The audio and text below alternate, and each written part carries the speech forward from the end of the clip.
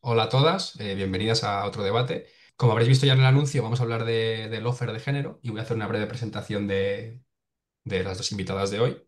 Tenemos a Silvina Romano, que es doctora en ciencia política, es investigadora y dirige el observatorio LOFER, desde donde analiza casos pues eso, del LOFER precisamente, especialmente en América Latina, aunque no solo.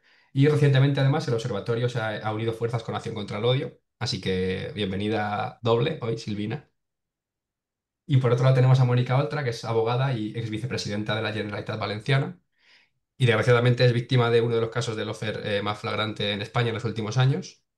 Así que la tenemos por aquí para contar un poco lo que está viviendo. Bienvenida a ti también, Mónica. Así que sin esperar mucho más, esto durará una hora y media o así. Como os he dicho, si tenéis preguntas, dejadlas por el chat y si hay alguna que toca un tema sobre el que hayamos pasado muy levemente y haya que profundizar o lo que sea, yo las iré introduciendo a las invitadas, ¿vale? Vamos a empezar con la primera pregunta que sirve como un poco de introducción y para poner un poco el marco teórico sobre lo que vamos a hablar.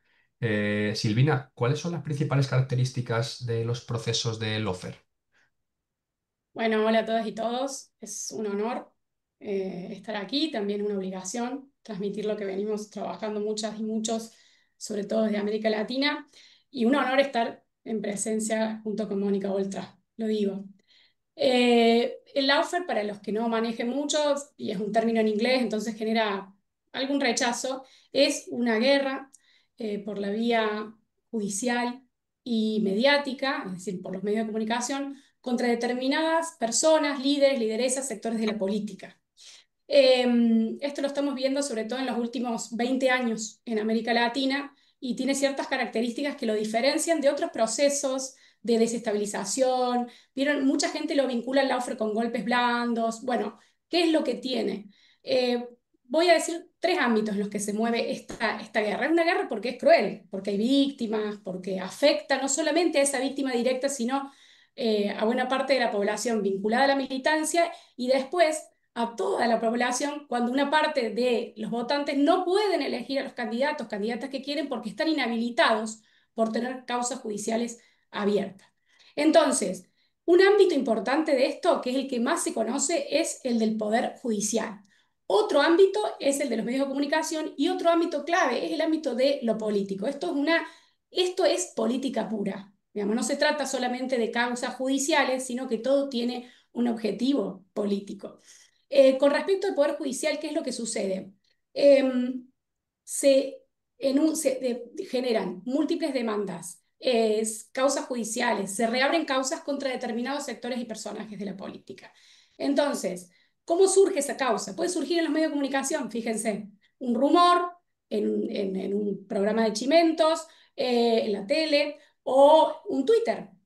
Entonces, a partir de lo que dice alguien que le pareció que en tal gobierno o que tal persona cometió actos de corrupción, se empieza a hacer lo que se llama una bola de nieve en términos de teoría de la comunicación. Se plantea una agenda en medios de comunicación que está alimentada por lo que sucede en los tribunales, en la cual todos los días se machaca con un caso judicial, con una causa contra determinada persona o sector. Mejor si son varias personas que representan a un sector político. Nosotros ahora podemos dar caso. El más conocido es el de Lula da Silva en Brasil. Fue una mega causa judicial y fue primero contra Dilma Rousseff durante su gobierno y luego contra Lula da Silva. Pero la cuestión acá es esto, es cómo el Poder Judicial empieza, hay múltiples denuncias, hay denuncias infundadas, se utilizan testigos falsos, junto con las noticias falsas. Es decir, lo concreto es que no hay pruebas, ni en el Poder Judicial, ni en los medios de comunicación, de que ese rumor es verdadero. No hay nada. Es todo voy, te digo, denuncio. Y lo que se genera en los medios es algo terrible que es la sentencia previa.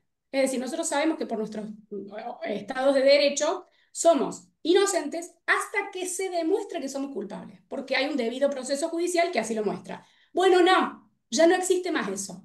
Si en un medio de comunicación, un Twitter, el Instagram, pin, te dicen que vos cometiste un acto de corrupción, aunque no tengan prueba, inmediatamente se criminaliza, digamos, tu persona y hay, digamos, de ese día en adelante pueden ser meses o años diciendo que tú cometiste un acto que nadie demostró. La sentencia previa es gravísima y es sobre todo en los medios de comunicación. ¿Por qué? Porque primero que los tiempos judiciales son mucho más largos. Digamos, no, hay que esperar, se supone. Y segundo, porque lo más importante para un político, para alguien que se mueve en el ámbito de lo público, es tú que... Ahí A estás. ver, ahí está. Sí, ¿Se escucha? sí, Ahí sí. va.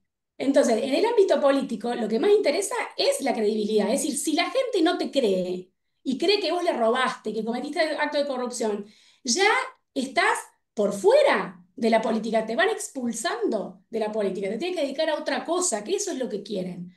¿No es cierto? El objetivo del Lawfare es quitar de la esfera política formal. Cuando digo esfera política formal es parlamento, municipio, lo formal, ¿no? Que te pueden elegir. Quitarte de ahí. No es que vayas preso o presa, eso también puede ser, depende del caso. No, es que vos no puedas competir en lo que es la democracia liberal y sus normas. No, es inhabilitarte. ¿Por qué? Y ahí viene la parte que es importante, que es ¿a qué sectores de la política se dirige esta tendencia? Porque hay gente que dice, oh, bueno, pero todo el mundo ha tenido un juicio político y esto va contra todo. No, no, hay una discrecionalidad, hay una selectividad en quiénes son las víctimas de esto y está comprobado que son personas vinculadas a sectores o gobiernos progresistas, le decimos en América Latina, en España serán sectores que promueven la redistribución de los recursos, la intervención del Estado en la economía, justicia social, pongámosle, para que no haya una discusión si más de izquierda, menos de izquierda, justicia social. Es decir, fíjense, quitarle la centralidad al mercado. Si gente que dice, yo llegué al gobierno representando al pueblo y no quiero que esté el mercado como principal receptor de las decisiones que tomamos acá. Lo que quiero es que la mayoría de la gente se beneficie de este gobierno. Bueno, esos son los sectores que son sistemáticamente amedrentados por esta vía judicial mediática que tiene un timing político, y eso lo sabe Mónica, lo saben todos los políticos. No es que te abren la causa un día, de repente te levantas, uy, ves el Twitter, decís, Dios mío, estoy en el horno. No, no. Cuando estamos en procesos electorales, es así. Un año antes de elecciones, 6 meses, o sea, todo lo que tiene que ver con la preparación de la campaña electoral, a ver quiénes se pueden anotar en las listas, qué siglas de partido van a usar, todo eso queda viciado totalmente por la persecución de sectores de la política. Y es importante esto porque ahí es cuando ya asistimos a democracias que cada vez tienen menos representatividad. O sea, si vos me quitas a mí, y lo voy a decir a mí, si me gusta más o menos Cristina Fernández de Kirchner, no importa. Hay un 30% de la población argentina que la votaría y punto. No importa si gana o no las elecciones. Importa que esa gente, como Cristina está judicializada, no podrá votarla. Y así pasó con Correa en Ecuador. Está pasando un proceso gravísimo en Bolivia con Evo Morales. Pasó con Lula en 2018. Es decir, estamos asistiendo a un recorte violento de la representatividad democrática. Entonces, para sintetizar, la cuestión del lawfare es que busca expulsar a determinados sectores de la política por la vía de la desestabilización, si es que están en el gobierno, y por la vía del acoso judicial mediático, si se está por presentar también a elecciones. Y el objetivo, en el fondo, que esto viene de la mano de los objetivos de la derecha en general, es despolitizar. Es que la gente no cree en la política ni en los políticos en general, que digan todos son unos choros, acá decimos ese término, no, todos nos roban, son todos corruptos, van por sus intereses, pero la pregunta que le hago a todo el mundo es, ¿y quién va a gobernar? Porque el Estado sigue ahí, las instituciones están ahí. Entonces, si se van todos, como dicen ellos, que se vayan todos, no, no se van todos, queda la derecha que ahora le da paso a la ultraderecha vinculada al sector empresarial de alta gama, que son los que defienden el mercado. Y no es una conspiración. Así funciona el sistema. Lo anómalo, la excepción, es que lleguen gobiernos, sectores que digan, pará, corre al mercado un poquito, los intereses del sector privado, que se adapten a los intereses de la población en general. Así que bueno, ahí lo cierro y después seguimos conversando. No sé, yo hablo rápido, me van a decir si se entiende. Perfectamente, Sí. sí, sí. Se entiende muy si se bien. entiende o no. Sí, Puede hablar mucho más, pero me parece que con eso vamos empezando. sí, ahora seguimos. Pues recogiendo este hilo, Mónica, ¿cómo está utilizando esa derecha y esa extrema derecha el lawfare para eliminar o para apartar la disidencia política, concretamente en el Estado español? Bueno, muy buenas tardes a todas las personas que nos escuchan. Encantada de estar aquí compartiendo esta charla, ¿no? Por dolorosa también que resulte en cierto nivel personal, ¿no? Bueno, yo creo que está claro. Hay un momento, en concreto la pregunta, ¿no? ¿Cómo se está utilizando por parte de la derecha, la ultraderecha? Ojo. Y por parte de no solo la derecha, ¿eh? Hay un partido del bipartidismo que es el PSOE que también juega a esto, ¿eh? Entonces, yo no quiero dejar de lado esta parte. Otra cosa es que esto es como todo, justicia poética y al final o más bien el poema de Niemöller, ¿no? Al final van a por ellos también, ellos igual se pensaban que no, pero esto también es así. Quiero decir, el establishment, ¿no? Un poco siguiendo lo que es, Silvana planteaba, ¿no? Los que defienden el sacrosanto mercado por encima de cualquier dimensión humana, y ahí están los partidos del establishment, juegan a esto del lawfare. ¿Y cómo está afectando? Bueno, pues en este país hemos vivido después de como consecuencia, más que después, como consecuencia de la gran recesión del 2008, hay dos caminos que tomar, el camino emancipatorio o el camino del autoritarismo. En un primer momento, por lo menos, en España y en las comunidades autónomas y en los municipios, se opta por el camino de la emancipación y de votar, bueno, pues en la senda esta del indignaos, ¿no? Y del 15M, etcétera, ¿no? De la gente diciendo ya está bien y sobre todo diciéndole ya está bien al mercado y las consecuencias que genera. Recordemos que estábamos en el momento donde la gente se tiraba por los balcones porque los iban a desahuciar y salíamos a un suicidio cada semana. No sé si os acordáis. Bueno, pues en ese momento en España se va por una senda emancipatoria y entonces hay fuerzas políticas en la periferia como Compromís a la que yo pertenezco que, bueno, que en el 15 eclosionamos en esas elecciones autonómicas y municipales y hay fuerzas también a nivel estatal que eclosionan ese mismo año, bueno, ya antes en las europeas apuntan y en diciembre de ese año, aunque esas elecciones se tuvieron que repetir, eclosiona, digamos, la parte emancipatoria. Esto genera toda una reacción en el Estado español de los poderes económicos, de los poderes mediáticos que están obviamente ligados también a los económicos y del establishment político de la casta de toda la vida que fue a desembocar en toda una serie de maniobras partidistas, políticas, judiciales y mediáticas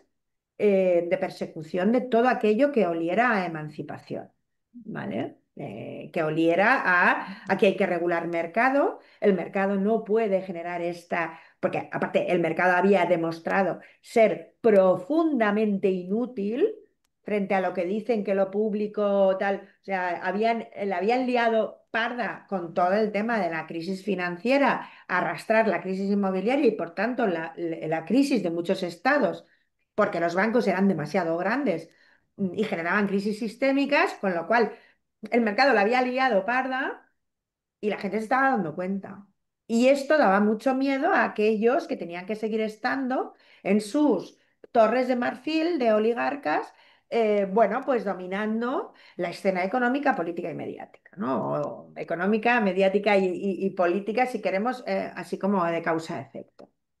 Cuando de repente aparecemos una serie de personas que estábamos luchando y diciéndole a la gente, esto es así, tan evidente, y la gente nos votó, ¿no? Esto era muy peligroso. Y ahí están todos los casos. Yo el día que dimití nombré a algunos, pero todos los casos, bueno, Vicky Rosell, Alberto Rodríguez, además empiezan por las periferias, porque Canarias está muy lejos de Madrid para plantarse en una manifestación, esto tiene mucho que ver, ¿vale? Luego, bueno, pues siguen en Valencia, toda la parte directamente contra la estructura de Podemos. en cuanto directamente a los tribunales, ¿no? No, por no hablar de todo el tema mediático que pasará a la vergüenza y a la infamia de este país, sobre todo de aquellos incluso periodistas que bajo un marchamo progresista han participado y son colaboradores necesarios y además a título lucrativo de todo esto, ¿no? Y así funciona el lawfare. Al final el lawfare, la guerra sucia en los tribunales es, bueno, utilizar todas las herramientas que se tienen y por tanto, ligadas a lo económico. Yo aquí, yo desde que empecé, bueno, pues a trabajar en todo esto bueno, hacer mítines y conferencias públicas, yo decía, tenemos un problema y es que esta democracia tiene una separación de poderes de tres poderes, ¿vale? El legislativo, el judicial y el ejecutivo. Pero esto en el siglo XXI y a finales del siglo XX, porque esto ya lo decíamos a finales del siglo XX, esto ya no sirve, porque hay otros dos poderes, que es el económico y el mediático, que además están muy unidos, que no están separados y que tienen más poder que los otros tres juntos muchas veces, ¿no? Muchas veces no, lo tienen, ¿vale? Ya hay corporaciones, hay personas, ya no corporaciones, hay seres humanos que tienen más riqueza que algunos países, ¿no? Y entonces esto es una anomalía que obviamente cuando se sientan las bases en la ilustración de la democracia liberal actual, nadie es capaz de imaginar. Nadie es capaz de imaginar que una persona va a acumular más poder y más dinero sí, más dinero, más poder económico que todo un país. Pero eso ya pasa hoy en día, ¿no? Entonces, o reinventamos y reformulamos las democracias liberales o si seguimos con la democracia que se inventó en la Ilustración, en un mundo que ha cambiado absolutamente, no solo desde el punto de vista económico, sino también desde el punto de vista tecnológico, y ahí estaba lo que planteaba Silvana de los bulos. Claro, es que antes la gente podía, antes me refiero a hace siglo y medio, ¿no? Pues podías un periódico escrito que te vendían en la calle, pero es que hoy en día un bulo se genera ahora y en 5 minutos puede tener alcance mundial. Entonces, esto es desconocido cuando se generan todas las estructuras democráticas y de defensa democráticas. Entonces, yo ahora mismo pienso que la democracia está inerme frente a determinadas situaciones a las que no se ha sabido adaptar y no ha sabido, sobre todo, alambicar toda una serie de torres de defensa frente a las nuevas amenazas. Esto es como si haces un esquema DAFO, ¿no? De debilidades, amenazas, fortalezas, oportunidades. Las debilidades y amenazas que ahora mismo tiene la democracia no tienen, frente a ello, no se están construyendo fortalezas ni oportunidades, ¿no? Y este es un poco el tema. Y entonces, bueno, pues efectivamente, Silvana lo ha explicado. Es decir, es suficiente con que haya un acuerdo entre tres patas, ¿no? Que es alguien que le pone la voz, alguien que transmite esa voz y alguien que en lo judicial, alguien que transmite la voz en lo político por un lado y en lo mediático por otro, y alguien que en lo judicial lo recoge. Si a esto añadimos que precisamente la pata judicial de la separación de poderes es la que no está sometida a un control democrático y el acceso a lo judicial está sesgado, y ahí para mí en este momento el problema más institucional, por lo menos, o sea, el problema más grave, institucional más grave que tiene por lo menos este país en este momento es la jerarquía judicial, porque se ha escindido de lo que es el control democrático y eso es muy peligroso. Y ahí estamos y así funciona, no tiene más. Silvina, hablabas antes, mencionabas que no va, o sea, que tiene el objetivo de este lofer suele ser pues, personas o partidos o movimientos que buscan redistribuir, que buscan dejar de lado el mercado, pero creemos que hay una particularidad todavía más concreta de objetivo de este lofer, que son las mujeres de izquierda, las mujeres progresistas o la mujer que se enmarca en esa ideología de la que hablabais, ¿no? ¿Tiene alguna particularidad el Lofer cuando se dirige contra estas mujeres de izquierdas? Bueno, pues sí, también este tema está, digamos, es mucho menos trabajado y abordado de lo que debería ser, por lo escandaloso que es. Ya que les gusta tanto el escándalo y el espectáculo, podrían dedicarse más a esto es un bochorno. Fíjense que decíamos que el lawfare lo que busca es eliminar a determinado sector de la política. El otro hay que, o sea, esta noción de oposición política que es sana en la democracia, o sea, hay un oficialismo y hay una oposición. No, desde el punto de vista de las derechas o las ultraderechas, porque hay que hablar, el otro, la oposición, hay que eliminarla. Punto. No se dialoga, no hay propuesta, no hay debate, consenso habermasiano, no, no existe nada. El otro no sirve, que saca. Chao. Nada. Entonces, en esa eliminación, el eliminar a la otra en la política tiene un nivel de violencia, de virulencia, que no la tiene cuando se trata de hombres. Y ahí podemos usar el concepto de casa de brujas. ¿Podemos volver a eso? Claro que sí. Porque en general las mujeres somos vistas en la política, sobre todo en la alta política, donde sí ya tenemos más visibilidad, cuando llegamos, nos apuntan todas las cámaras, somos vistas como intrusas. Como que no, nosotros no tenemos que estar ahí. ¿Cómo va a estar ahí? Anda a tu casa, anda a hacer las cosas del hogar, a los chicos, estás abandonando a tu familia, estás dedicándote a la política, estás abandonando a tu familia. Gravísimo, un prejuicio gravísimo que nos atraviesa no solamente las mujeres en política, pero sí, sobre todo, porque es un ámbito masculinizado. Es un ámbito masculinizado. Lo mismo puede pasar en la academia, pero este es un ámbito más masculino aún y a la luz, digamos, está a la vista de todo el mundo, porque son un personaje público. Entonces ya empieza así.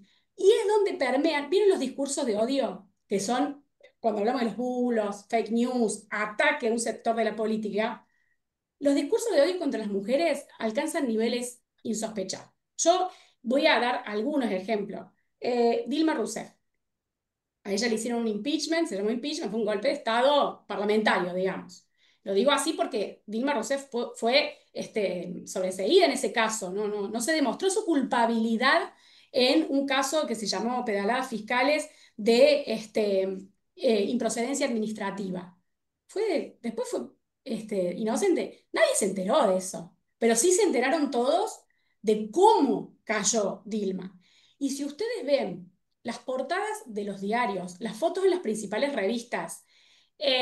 Dilma, estás acabada. Dilma, vete. La revista de Economist desde, no sé, que son del Reino Unido, con una portada con la foto de Dilma con cara de preocupada, primerísimo primer plano, time to go. Es hora de que te vaya. Pero escúcheme, ¿desde cuándo desde el Reino Unido le tienen que decir a un país que tiene proyección geopolítica internacional, que es potencia, que se tiene que ir su presidente? ¿Pero de qué estamos hablando?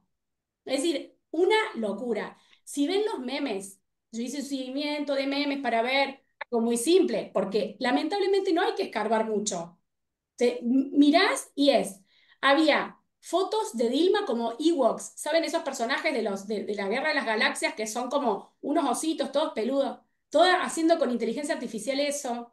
Después, Dilma manejando las masas, ¿saben que está en la cocina amasando? O sea, en la foto, algo muy violento. Después, miren, frases que aparecen. 10 frases de Dilma que nadie logra entender.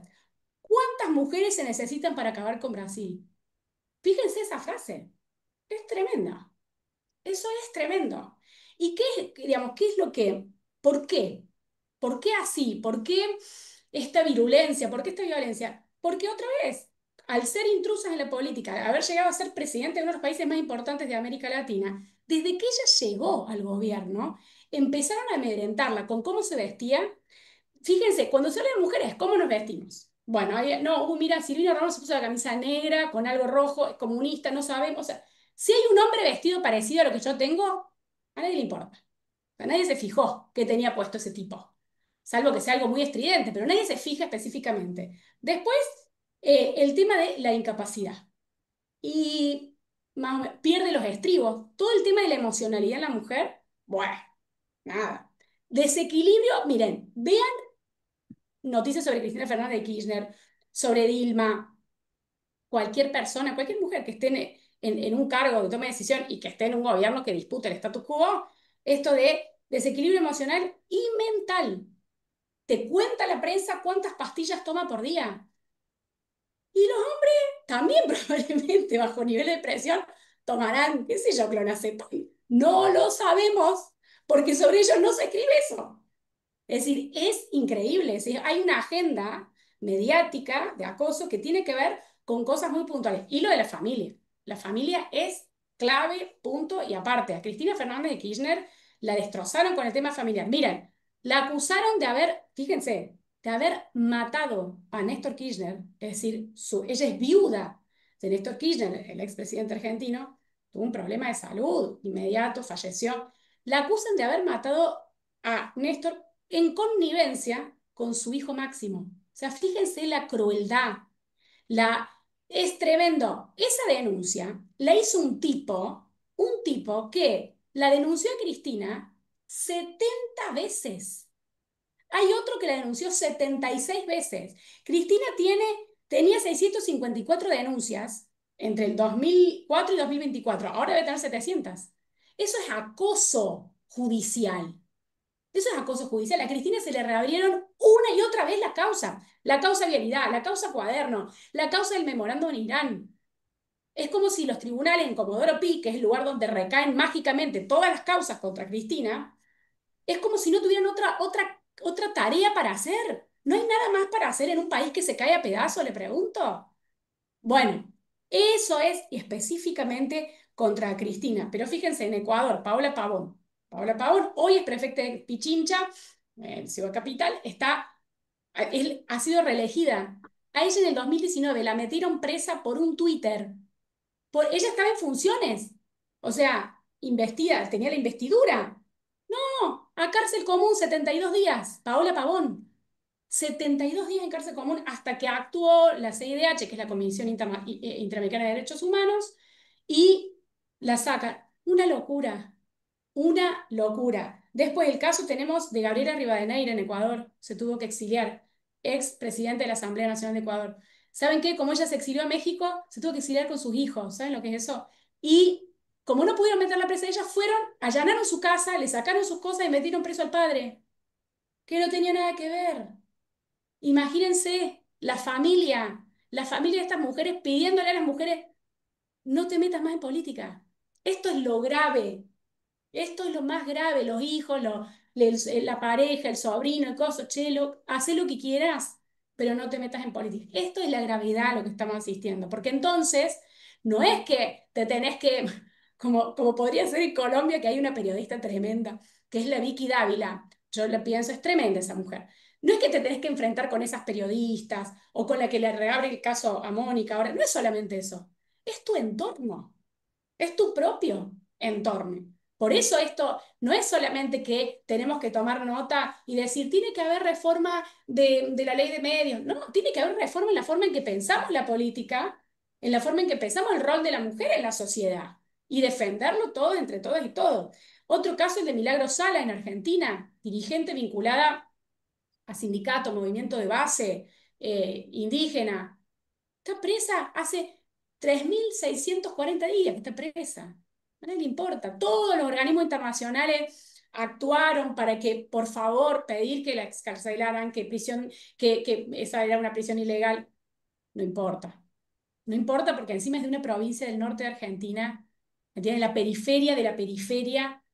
Y si ustedes ven los titulares contra Milagro Sala, india, negra, fea, tirabón, o sea, una cosa violenta. Ella dirige la organización Tupac Amaru, que además fue criminalizada esa organización. Y acá también esto, como, ¿qué es lo que se busca? Es disciplinarnos a todas, no es a una mujer. Es decirle toda vez, ese es el costo que vas a tener que pagar si te metes en política. Y si llegás arriba, más. Porque no es que vale más la judicialización de Cristina Kirchner vale más que la judicialización de Milagros Sala. No, las dos son importantes. Lo que pasa es que la que está arriba tiene más visibilidad, entonces irradia hacia abajo, ¿no es cierto? Este disciplinamiento. Pero es tan importante el de las mujeres que trabajan en las bases y son las que mantienen hoy por hoy en Argentina. Imagínense, ollas populares, cualquier organización que se dedique a cuidado, Dios mío, a ayudar a mujeres en situaciones de calle, de violencia familiar. Hoy corren peligro porque son judicializados esos sectores. ¿Sabes la cantidad de demandas judiciales de que le allanan los locales? Entonces, esto es una locura. Y el Poder Judicial está siendo cómplice de esto, como decía Mónica, un Poder Judicial que es el menos democrático porque no sé quién elige a esa gente. Nadie. Ayer hubo elecciones judiciales en México, Sí, sí, voy a sí. aplaudir, espectacular. Se han atrevido, un gran avance, fíjense, no es casualidad que haya una mujer en el gobierno mexicano.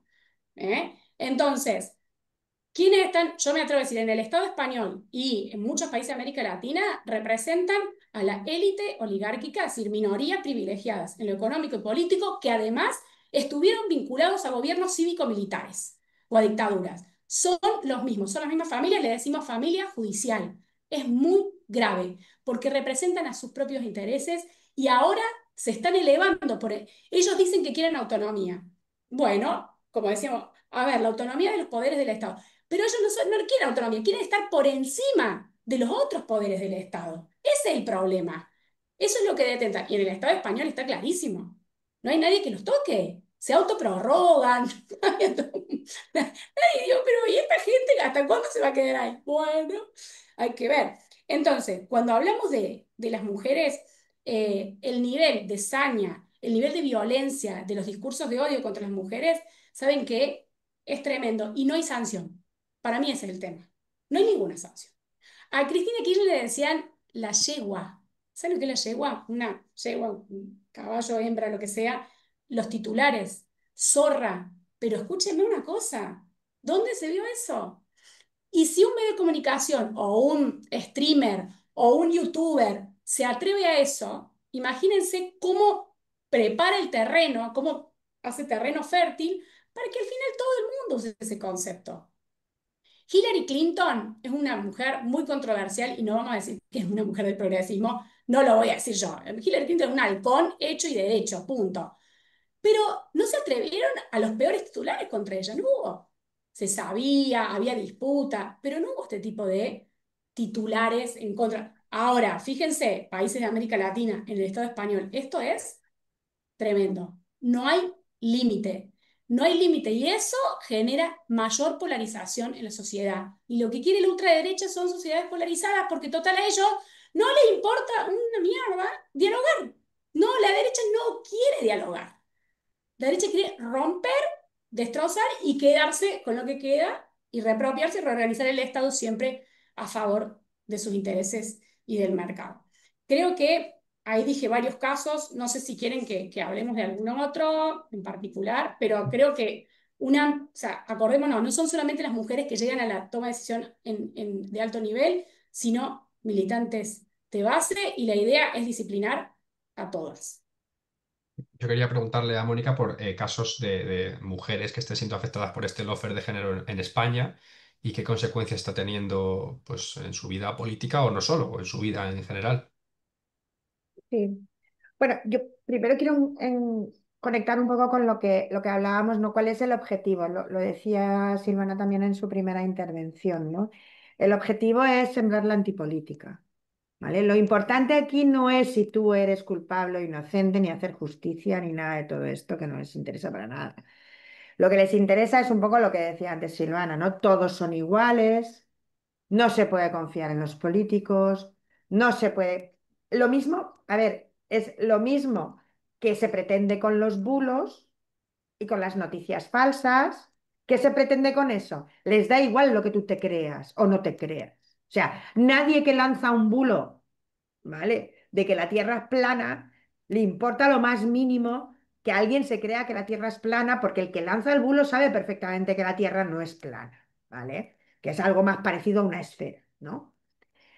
Pero lo que les importa, el objetivo que se persigue, es que al final uno no sepa distinguir qué es verdad de lo que es mentira. Esa es la cuestión. De la misma manera que llegue a tal punto de asqueamiento sobre la política que no es que no sepa qué votar, sino que directamente decida que esto no es un instrumento útil. Entonces, el porcentaje de jóvenes que en este momento dicen que estarían dispuestos a a tener un gobierno autoritario, es decir, oiga, menos elecciones y aquí un señor que mande, tiene mucho que ver con esto. Y tiene mucho que ver, en fin, Cuando Susan George escribe el informe Lugano y luego el informe Lugano 2 explica todo esto. El informe Lugano 2, el subtítulo es Ahora vamos a por la democracia. Este es el tema, ¿eh? Y entonces aquí hay unos señoros, nunca mejor dicho, que tienen una estrategia trazada, ¿eh? Esto no es algo casual.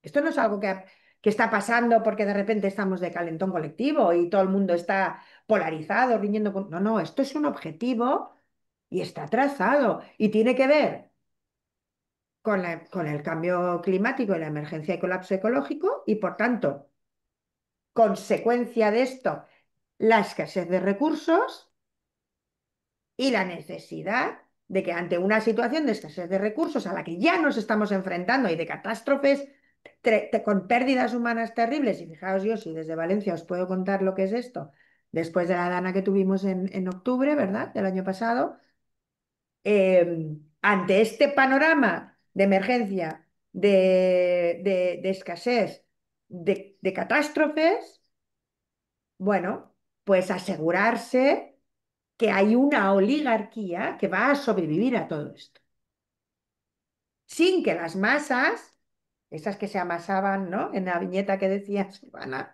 sin que las masas respondan desde un punto de vista crítico, informado, concienciado y político. ¿Te has congelado, Mónica? Igual es la conexión. Vamos a darte 2 segundillos a ver si te vuelve.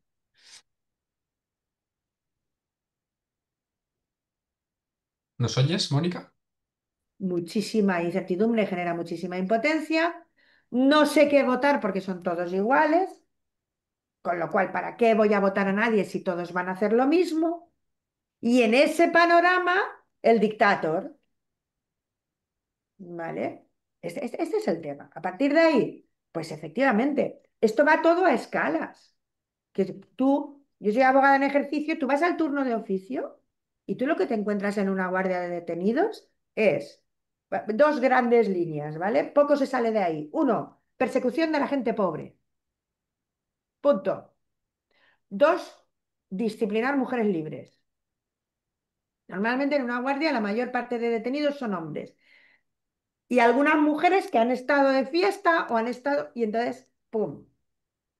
Estaba borracha y che, qué casualidad. Al final se van con una desobediencia o un atentado a la autoridad. Porque, claro, eso es feo. Hay que disciplinarlas, ¿vale? Una mujer no puede hacer esto, ¿no? Entonces, a gran escala, esto es a pequeña escala, digamos, o a escala más invisible, a gran escala, ¿tú dónde vas? Tú eres una intrusa, efectivamente. A mí se me representaba como mantis religiosa, de norma. Una mantis religiosa que mata al macho para ponerse ella, ¿no? Es terrible, ¿no? Pues así se me representaba a mí, como una tía ambiciosa que se cargaba a los tíos. En el 2015, cuando el resultado electoral es el que es, ¿no? Y todo el mundo ya ha empezado a asumir que si yo hubiera sido un hombre esto hubiera sido muy distinto. Pero claro, ¿dónde vas tú? ¿A santo de qué?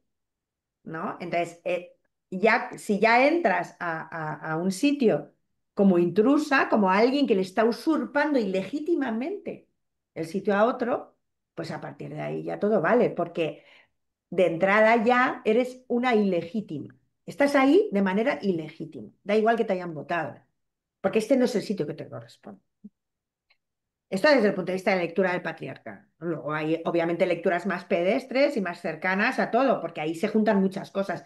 Se juntan intereses externos, intereses de los adversarios, intereses de los que se supone que van a ser tus compañeros o socios de gobierno, pero que también, si pudieran, también ¿sabes? Y intereses de los que tienes dentro, ¿sabes? Que también, ¿no?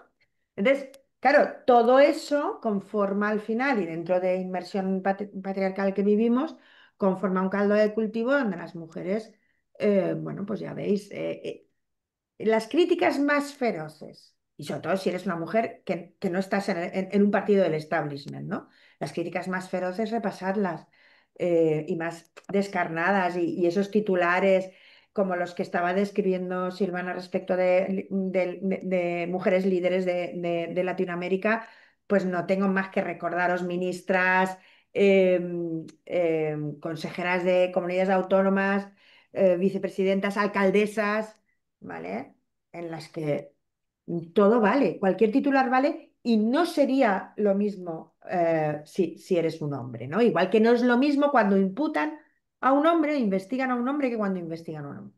Ni es la misma la reacción, ¿no? Ni los motivos por los cuales se, se imputa, ¿no? O sea, cuando un hombre hay familiares directos en una noticia de estas fake o estas noticias que que se fabrican para generar un desgaste político, cuando el familiar es de un hombre, se sostiene colectivamente. Cuando de repente se fabrica o ocurre algo con el familiar de una mujer, pues prácticamente se la hace responsable de lo que hace, porque claro, como somos las responsables de cuidar, ¿no? Supongo que también somos las responsables de cuidar los comportamientos de los demás, ¿no? Entonces, bueno, se podrían poner muchos ejemplos, pero yo creo que están en la mente de todos, ¿no? Luego hay todo en el acoso y derribo mediático. En el caso de las mujeres se le une una connotación sexual, ¿vale? Por razón de sexo y sexual, ¿vale? Que cuando entras en el acoso y derribo en Twitter, por ejemplo, pues es ya, bueno, pues desde el físico a ti quién te va a querer y a todas las descalificaciones que podáis imaginaros, ¿no? Y efectivamente, ¿no? Yo me acuerdo los titulares, por lo que decía antes Silvana, ¿no? Los titulares que a mí me hacían cuando empezaron en... Yo dimití 11 meses antes de las elecciones autonómicas, es decir, en los tiempos estos que está diciendo Silvana, ¿no? O sea, había que despejar el panorama de cara al 2023. Y yo me acuerdo en los titulares de principios de primavera del 21 eran, ha salido viva del debate. O sea, cuando yo iba a las cortes y yo explicaba, oiga, esto es así, aquí están los documentos, aquí está lo que son los datos objetivos, algún titular era, o vuelve, Oltra vuelve a salir viva del debate, ¿no? Que era lo que no soportaba, porque yo tenía que salir muerta de los debates, ¿no? Y efectivamente, con respecto a lo que se decía de la élite y en la jerarquía judicial, ¿eh? Porque luego hay mucha gente trabajando en los juzgados de primera instancia, de instrucción, de los pueblos y tal, que nunca van a llegar a la jerarquía judicial porque no tienen las vías para llegar y porque eso está bien blindado, pero cuando te vas a la jerarquía judicial, oye, es muy notable la cantidad de veces que se repiten unos apellidos que además no son García, ni Pérez, ni Rodríguez. Son apellidos que hay que poner la hoja en apaisado para poderlos leer. Y vaya que se repiten, ¿no? Y no son apellidos muy comunes. Entonces, en fin, no sé, igual se hereda esto, va en la sangre y algún día en el ADN descubren que para ser magistrado o magistrada de altas esferas en España de la jerarquía judicial, has de tener un determinado gen. Pero fijaos que hasta que la ciencia a mí no me diga que esto es así, yo sigo pensando que igual es otra cosa, ¿no? Antes de pasar al último tercio, que va a ser un poco más propositivo y menos analítico, Mónica, si tienes algún ejemplo, porque igual que ha dicho Silvina, ejemplos, sobre todo en América Latina, algún ejemplo en España que a lo mejor no tenga por qué ser, o sí, de la alta política, sino eso que dice Silvina también de la importancia de perseguir a mujeres que están trabajando más en la base o que están sosteniendo un poco más y tienen, a lo mejor son menos visibles, no sé si te ocurre alguno. O de la alta política, ¿eh? Lo que... Bueno, a ver, aquí hay para analizar de todo, ¿no? Por ejemplo, algún día, lo que pasa es que no quiero mezclarlo porque realmente no me parece justo, porque aquí estamos hablando de casos judiciales que están montados para derribar políticamente a alguien, ¿no? Pero también algún día podríamos analizar en los casos de verdad, de corrupción de verdad del Partido Popular, quién ha pagado el pato y cuántos años de condena le han caído a quién.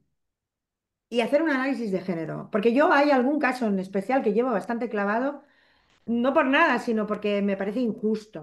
Y porque al final eso también, el género obviamente, ¿no? Es una intersección transversal. Lo que pasa es que no me parece tampoco justo mezclarlo porque estamos hablando de casos de corrupción de verdad y de gente que roba y que falsea y que prevarica y que, en fin, y que están eh, inhabilitados o condenados porque lo tienen que estar, pero ciertamente, como en esos casos se ha cargado, sobre todo, sobre espaldas de las mujeres. Esto también esto, por eso no quiero decir nombres, que lo tengo bien en la mente, pero está ahí, ¿eh? Y no quiero mezclarlo porque me parece injusto con lo que nos están haciendo a mujeres que nos han hecho montajes directamente, ¿sabes? Una cosa es un caso de corrupción de verdad, que los hay, pero no por eso hay derecho a que lo pague precisamente quien menos culpa tiene y los culpables estén exonerados, como ha pasado en la Comunidad Valenciana con muchos, ¿vale? Que le han cargado el muerto a una mujer y ellos han salido de rositas y encima van por ahí todavía con ínfulas, ¿no? Em, a ver, casos de activistas. Ahora mismo no me viene así un caso concreto, pero es verdad, porque yo estaba más pensando en lo que es el turno de oficio, ¿no? En el sentido bueno, pues de lo que es el sistema penal con quien se ceba, ¿no? Pero sí que, desde luego, el ponerse difícil a mujeres activistas, en general, mujeres y hombres, ¿no? Y también, mirad, a hombres que están en la feminidad, ¿eh? A hombres que no están subidos al falo. Normalmente pagan más el pato también, ¿no? Pero bueno, en todo caso, eso sería para un Zoom en sí mismo, Mónica, yo ¿no? ahí agrego algo que, porque es cierto, es para otro debate, pero el tema de o sea, indirectamente, ¿a quiénes afecta, ¿no? Y el disciplinamiento. Si vos destrozás una posibilidad de gobierno con justicia social, que por suerte, por ejemplo, en América Latina han implicado digamos, una mayor inclusividad de las mujeres y derechos, por ejemplo, el derecho al aborto, estamos hablando de cosas Tan mínimas, pero que ahora básicas, ¿no? parece que, no sé, que es como ir no, a la Luna y Marte, todo eso de Elon Musk. Hay que decir otra cosa. Bueno, ir a Júpiter. Eh, ¿Qué pasa si tú quitas la posibilidad a la gente de que, digamos, vote a esas personas, más allá de que las voten o no después, pero tiene que estar la posibilidad? Claro, Después vienen gobiernos de derecha, ultraderecha, que nos afectan a todas, nos quitan el derecho al aborto, nos quitan todo, es decir, las mínimas, mínimas conquistas de derecho, las borran de un plumazo, entonces ahí vienen las otras víctimas, que somos todas. Es claro. decir, muy grave. Y es ¿cuánto costó en la Argentina lo del derecho al aborto? Entonces ahora hay una reversión de proceso brutal. Es decir, ¿cómo volvemos a eso? No es, por eso la política, bueno lo que dice Mónica, hay muchos intereses mezclados y no es solamente una Mm, persona que es la víctima. No, acá está muy claro quiénes quieren quedarse con la vaca y atarla, la vaca atada, ¿no? ¿Quiénes quieren mm, quedarse con todo? Digamos, una minoría que quiere estar en la toma de decisión para reencauzar a los países, que no es que no estaban, pero reencauzamos más para garantizar la salud del mercado en una guerra que es una guerra contra la población. Es una guerra totalmente. contra la población. Es Mm, gravísimo. Y ahí tenemos democracias de baja intensidad. ¿Vieron que existe el concepto de guerra de baja intensidad? En los 80 en Centroamérica, miren a dónde me voy. Decían, no, guerra de baja... ¿Qué baja intensidad? En Guatemala borraron a 200.000 indígenas. Una locura. Entonces nuestras democracias son de baja intensidad. Porque si en un régimen democrático vos podés decirle a la presidenta, en su momento Cristina Fernández de Kirchner, que había sido el autor intelectual del crimen de un fiscal, cuando no había ninguna prueba, y si a esa mm. mujer que intentaron asesinarla, vos le decís, fíjense lo que dijo un periodista después del atentado contra Cristina. Escuchen esta, buenísima. La culpable del atentado contra Cristina es Cristina. Sí, Cristina. Pero ¿de qué estamos hablando? Esto es una locura. Si eso se puede hacer en democracia, el problema, como decía Mónica, son nuestra democracia. Es decir, cuáles son los límites y posibilidades que nos están permitiendo y el debate grueso que tenemos que tener en ese sentido. Perdón que me extendí acá. No, no, es que yo creo que hace falta un debate constituyente, pero de verdad, ¿eh? O sea, no reconstituyente, hace falta un debate constituyente porque el mundo ha cambiado demasiado para lo quietas que se han quedado las estructuras democráticas. Y no da, no da. No hay defensa democrática en este momento. Esto es como si las almenas han caído todas y nosotros seguimos como la orquesta del Titanic tocando. Y aquí no hay nada que tocar. Es que antes me preguntáis, es que, ¿cómo funciona esto? Vamos a ver, en mi caso, hay un juez que en 96 folios no uno ni dos, ¿eh? En 96 folios, no es que dijo que no había pruebas, dijo que no había un solo indicio y que todo se había desmontado. Y entonces vino la jerarquía y en 7 folios dijo, bueno, pero es una hipótesis plausible. Oiga, una hipótesis plausible es una novela, pero una novela no te puede llevar a un banquillo. Entonces, claro, ellos saben perfectamente, además lo deslizan al final, esta señora se tiene que sentar en el banquillo. Entonces, vale, bien, ya sé que mi pena va a ser sentarme en el banquillo porque sabéis que no hay nada. Sabéis perfectamente que esto es una patraña y no se puede condenar a nadie así sin nada. No se debe, por lo menos, ¿no? Porque, ojo, toco madera, porque esto a la velocidad que va, ya veremos, ¿no?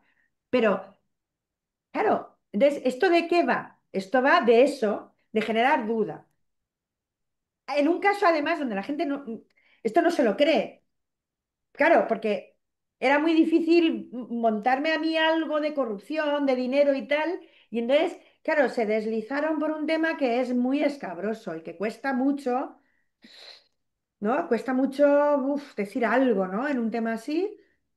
Y lo montaron muy perfectito, pero cuando hay un juez que casi 100 folios dice, aquí no hay nada, llevo casi 2 años investigando, he investigado 60.000 correos, he investigado todo lo que había que investigar y aquí no hay nada, pues no, pues se va a tener que sentar en el banquillo. Entonces funciona para seguir generando duda. A alguien le quedará la duda. Y alguien siempre podrá decir cuando otro diga, no, pero es que es mentira, ya, ya, pero se va a sentar en el banquillo. Con lo cual ya entramos en esta historia de que como todas las opiniones son respetables, ¿no? Que el otro día yo en una cena dije, no, no, todas las opiniones no son respetables. En todo caso será respetable el derecho a opinar, ¿no? Pero hay opiniones que son una M y si son una M y no son respetables porque no se respeta la porquería. Se respeta algo que merece la pena. Entonces, bueno, pero dan pie, pues de la misma manera que por qué existen directores de periódicos que no existen y que no se venden para que se puedan sentar en las tertulias y decir su opinión, que será una M y serán bulos y será todo lo que será, pero se sientan ahí como director de un periódico que no compra ni el tato, pero ahí están.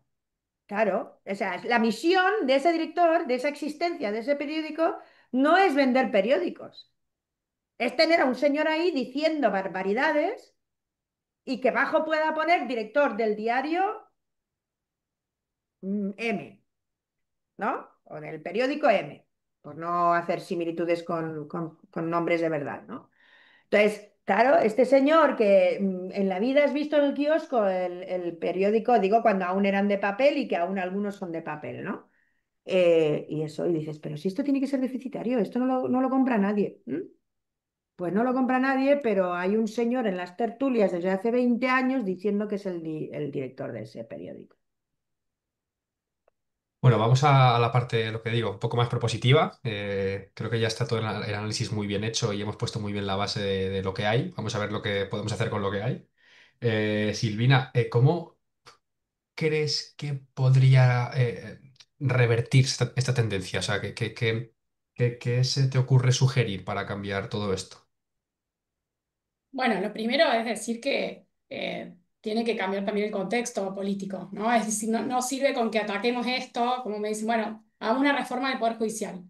Bueno, listo. Le doy un ejemplo en Argentina, ¿no? Que es una sociedad muy desigual. Bueno, por ahí arreglas el Poder Judicial, pero después no tiene ninguna incidencia en la vida de las personas porque no resolviste los problemas estructurales de acceso a vivienda, educación, salud y agua potable. No sé, se me ocurre, ¿no? Como, pero si tenemos que decir algo, digamos, propio del tema de las mujeres en política, primero conocer los mecanismos que hay y organismos que tratan este tema. Hay un montón. Yo tengo, mira, en América Latina tenemos mecanismos de, no son, yo no tengo ay, a ver, voy a ser muy sincera. Los organismos internacionales vienen de una arquitectura institucional que ha generado desde la Segunda Guerra Mundial hasta hoy una, digamos, mayor polarización en centro y periferia, no ha generado justicia social, pero bueno, son los organismos que están. Y están ahí, y muchos en la ONU tenemos la parte dedicada a mujeres, está la Convención sobre la eliminación de todas las formas de discriminación contra la mujer, el Comité para la Eliminación de la Discriminación contra la Mujer. Hay una ley modelo interamericana para prevenir y sancionar la violencia contra las mujeres en política. Hay un organismo de la OEA dedicado a esto. Entonces, hay que bucear también ahí qué es lo que hay vigente. Ahora es cierto que el tema del lawfare y violencia contra las mujeres en política es bastante nuevo, o sea, vincular las dos cosas me parece importante, y ahí lo que es necesario es visibilizar los casos. Yo estoy en el Consejo Latinoamericano de Justicia y Democracia, que es del Grupo de Puebla, y el Observatorio Laufer, y con las mujeres de la Internacional Feminista, siempre conversamos sobre la importancia que tiene visibilizar cada caso, porque a veces parece que, bueno, es un caso o dos, y cuando realmente te pones, son un montón. Mm, Son un montón, pero no nos podemos quedar en solo un montón. Tienen nombre, tienen apellido, tienen una trayectoria. Por ejemplo, ahora me estoy acordando de Alejandra Gils Carbó, ex procuradora general de Argentina, que fue acosada por el gobierno de Mauricio Macri. Le amenazaron a las hijas, tuvo que dejar su cargo. O sea, se me van ocurriendo. Entonces, ¿cómo hacemos para sistematizar, visibilizar esos casos? Podemos hacer foros donde vayan las abogadas expertas en esto, los expertos en temas más teóricos sobre esto, las propias mujeres que vivieron esto para comentar y para ver una puesta en común y tener nuestro documento sobre digamos, la y violencia contra las mujeres en política y presentarlo en los organismos internacionales y tenerlo siempre a mano para cuando dicen que no, lo que pasa es que ahora vos te quejas porque te está pasando a vos. No, no, yo soy una de mil. Eso está bueno, digamos, generar esto y visibilizar que son muchas mujeres. Y la otra cosa, que en términos de la política formal, en una búsqueda muy superficial, fíjense, la participación en parlamentos de mujeres en parlamentos a nivel mundial, 26,9% de población de mujeres en los parlamentos al año 2024. Dice que hacen falta 80 años para alcanzar la paridad de género en los parlamentos. Claro. Después, participación de mujeres en los ministerios, ¿no? Ministerio de Estado, 22,9%. Es decir, que, ojo, no todas las mujeres representan una vía alternativa a la matriz de mercado. Ahí tampoco nos engañemos. Hay mujeres que sostienen con garras, uñas y dientes el patriarcado como ninguna otra. De hecho, ese es el modelo que viene con la ultraderecha de Trump o la ultraderecha de Milei, las mujeres que defienden el patriarcado como su propio, como, digamos, defiende ese legado. Entonces no nos vamos a confundir. Pero sí es cierto que hay muchas mujeres progresistas en política que no están teniendo ninguna representatividad, porque nuestros espacios de progresistas, de izquierda, están en picada. Digamos, es parte de este contexto. Entonces, me parece que conocer los mecanismos que existen, darle visibilidad, buscar esa mayor representatividad en la esfera política formal y en términos más estructurales es combatir la ultraderecha, combatir este ascenso de la derecha y la ultraderecha por diferentes. Si nosotros logramos tema de desmonopolización de medios de comunicación, logramos meternos en temas de reformas judiciales. ¿Qué pasó en América Latina? Voy a ser muy sincera. Cuando hubo gobiernos progresistas digamos, por 4 años, 8 años, 12 años, no se metieron con la suficiente potencia en la reforma de medios de comunicación, en la reforma del Poder Judicial, por diferentes motivos. Yo no estoy culpando a nadie, simplemente describo lo que sucedió. Y eso se les vuelve en contra. Porque son, como decía Mónica, sí, los medios de comunicación, las redes sociales, no están catalogados como poderes dentro de lo que son las democracias republicanas, pero al final te tiran un gobierno abajo o te ponen no voy a decir malas palabras, a una persona incapaz en el gobierno, como Noboa en Ecuador, como Milei en Argentina, que están aliados a unos sectores voraces de capitalismo neoliberal, voraz, destructivo. Y ahí hay una cosa que dijo Mónica que me encantó, que es el tema de qué es lo que está en juego, además de la política en sí misma, los recursos. Esto es una cuestión geopolítica, en la base del lado oferta de la geopolítica. En América Latina está clarísimo. El litio de Bolivia, petróleo de toda América Latina, sobre todo el de Venezuela.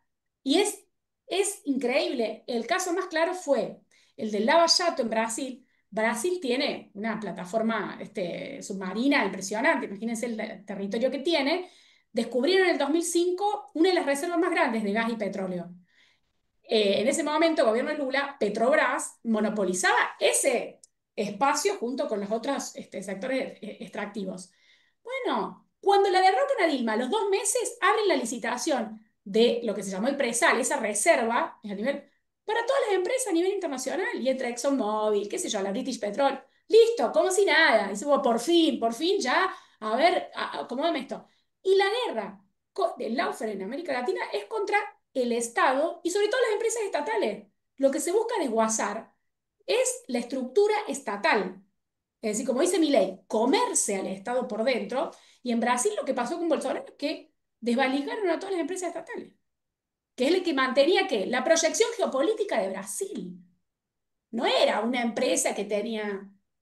Y la independencia, cuidado, que nosotros tuvimos un apagón el 29 de abril, o el 28, no me acuerdo si era 28, el día de San Vicente, eso sí que lo sé.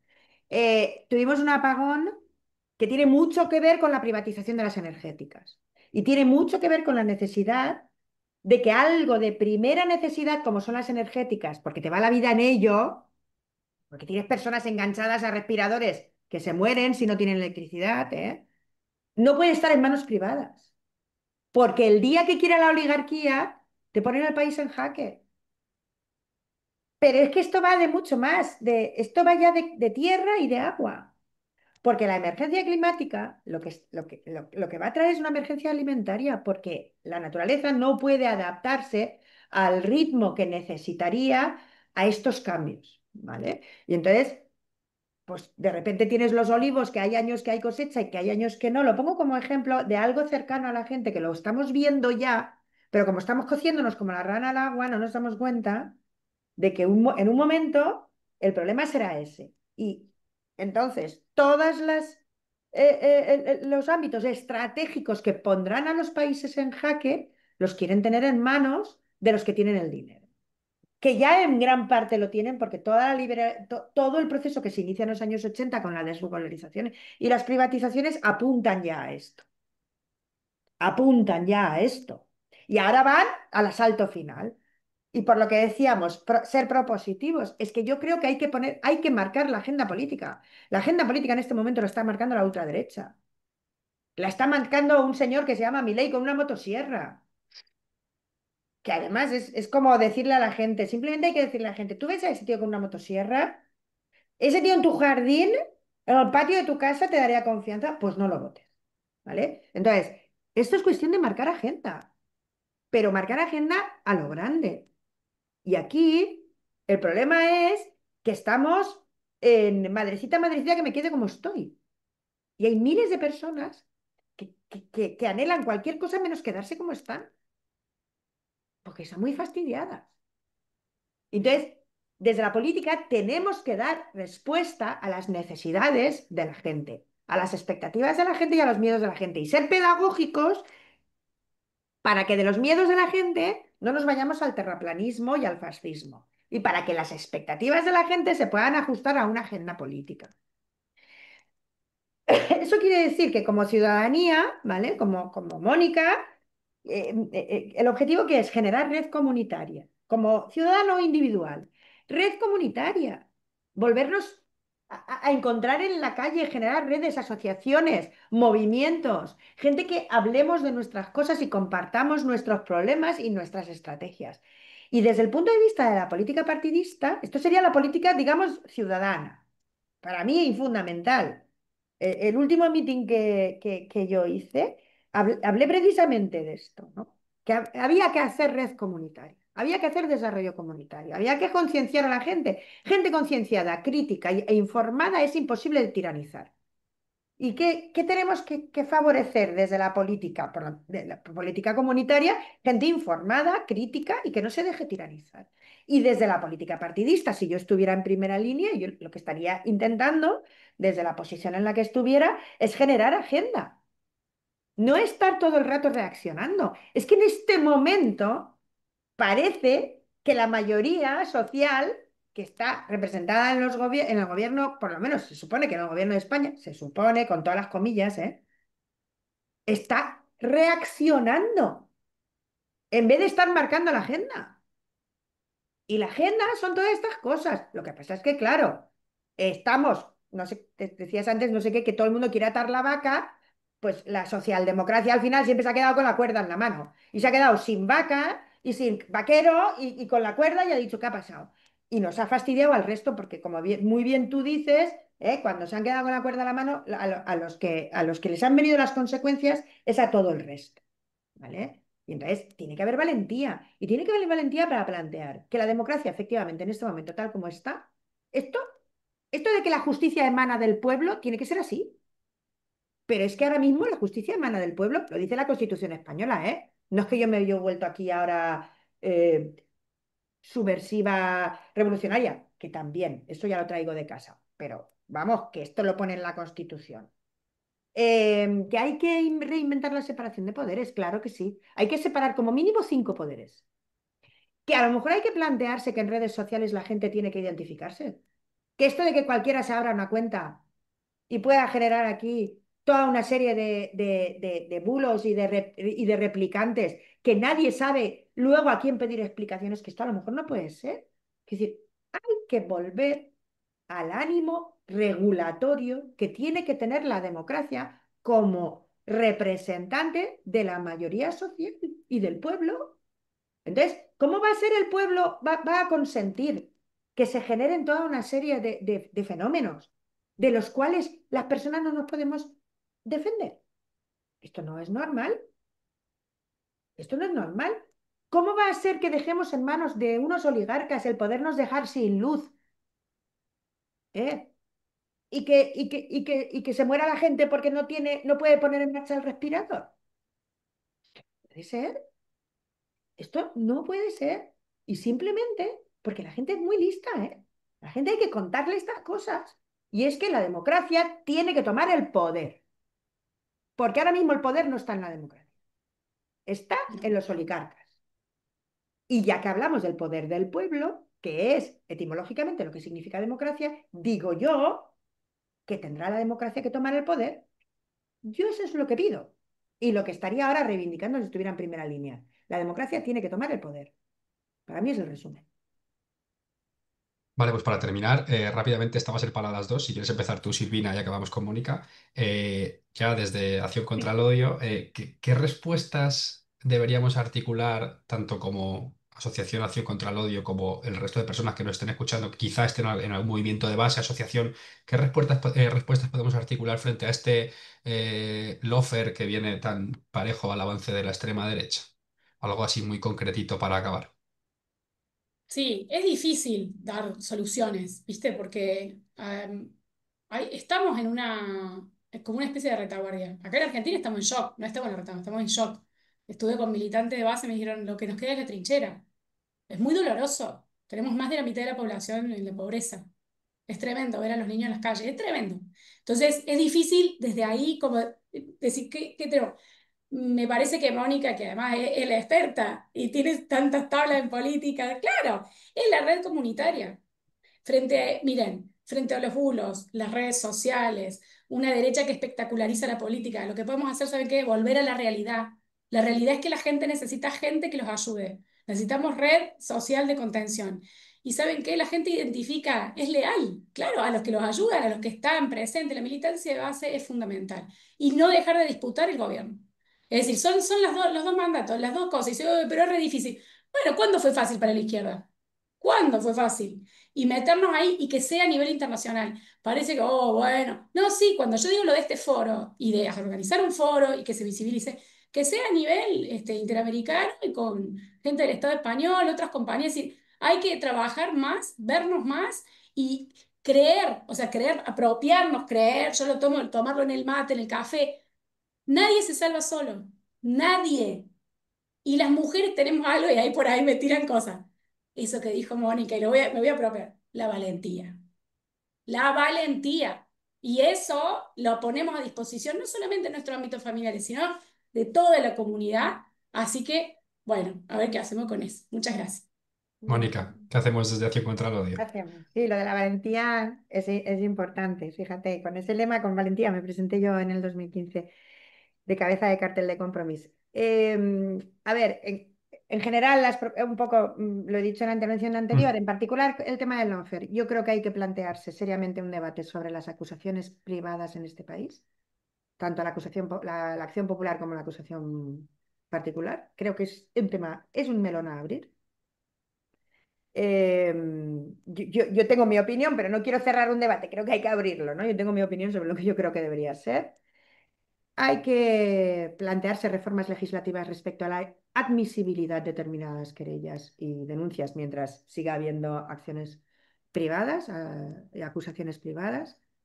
Hay que plantearse, digamos, hay que dar un marco mucho más claro de lo que es perseguible y punible y lo que no. Hay que despenalizar un montón de cosas en este país. Es decir, estamos en una vía punitivista que la izquierda ha abrazado entusiastamente, que creo que hay que ir justo en dirección contraria. A mí me parece que el punitivismo es alimentar precisamente a la extrema derecha. Cuando nosotros planteamos desde las izquierdas más penas, código penal, política penal, lo que estamos es alimentando a la bestia, porque lo que deberíamos es Se paró otra vez. Bueno, volverá como antes. persiguiendo la pobreza y disciplinando a los disidentes y a las mujeres libres. Y por lo tanto, con estas tres propuestas yo creo que ahí hay faena, ¿eh? Pero estas tres cuestiones yo creo que es perentoria. Vale, creo que terminó ya Mónica, si no me equivoco. Ahora seguro que volverá, que se paró otra vez el vídeo. Es que Ahora se me estás, ahora para, de vez estás. en cuando se me para. No sé si me habéis oído o no, pero bueno. Te quedaste en que estas Tres propuestas cuestiones, tres cuestiones. La admisibilidad de querellas, la acusación privada, la que no es ministerio fiscal, ¿vale? Tanto la particular como la popular, e ir en camino contrario al punitivismo. genial. No sé si os ha quedado algo, Silvina, por añadir o... No, no, Pensaba muchas en gracias. acción contra el odio y todo lo que tenga que ver con medios y redes sociales, trabajarlo entre compañeras, compañeros, el tema de la ética periodística que parece que no existe.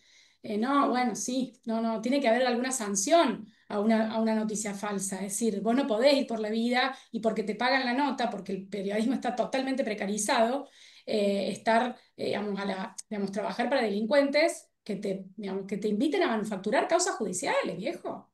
Y después te dan premios, que los da el rey. Ahí está el premio ese de rey de España para los periodistas de América Latina. Se lo dieron al periodista irresponsable que hizo lo de la causa Cuadernos acá, con cuadernos con fotocopias de un cuaderno. Una falta de respeto. A ver, una falta de respeto además a la profesión del periodista de investigación. Nos destrozan a todos. Entonces el tema ese se puede trabajar desde, digamos, el tercer sector, me parece súper importante. Vale, pues nada, yo deciros que en el chat ha habido mucho comentario de admiración, de gracias, porque creo que ha sido muy interesante. Yo doy las gracias a las dos. Silvina por explicarlo todo con tanta claridad que creo que ha quedado todo muy claro y a Mónica por lo mismo y encima bueno, pues por la situación en la que estás, que tiene que ser difícil hablar de estos temas. Así que nada, muchísimas gracias a las dos y Mónica, ya sabes que aquí tienes a Acción contra el Odio como sosteniendo en lo que podamos. Y nada, para el resto ya sabéis que esto se subirá a YouTube si alguien se ha quedado con ganas de volver a verlo, que creo que hay muchas cosas para repasar y para volver a escuchar pues eso, para ir tomando notas o para ir reflexionando. Y nos vemos en el siguiente. Muchas gracias a las dos.